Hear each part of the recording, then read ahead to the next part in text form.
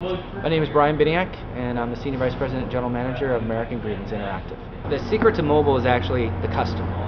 You've got to look at what they're doing today, how they do it, when they do it, why they do it, how much they're willing to spend, what they're not willing to spend. More importantly, you've got to look at the economics around that, because a lot of people think this is a huge marketplace.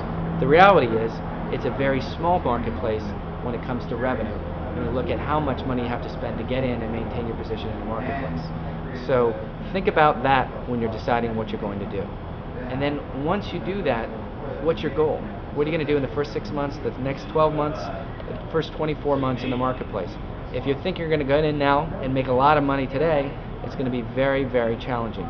If you're looking at it as a long-term perspective where you want to establish a relationship, where you want to establish a relationship not just with the consumer but the carrier and other distribution partners, and understanding and learning about customers, then ultimately you're going to be very successful in the market.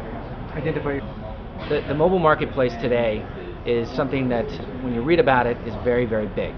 1.8 billion subscribers out there in the world, 200 billion in the United States. All of this money that people are making on ringtones, people making money on games, but the reality is they're not making a lot of money.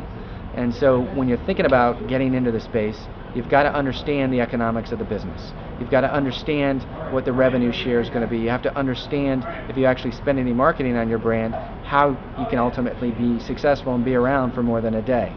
The other thing you've got to do is you've got to look at the customer. You've got to understand what the customer is doing, when they do it, how they do it, how much money that they're willing to spend, and ultimately that will determine how successful you're going to be. If you can connect with them, then you'll have a product that will actually work.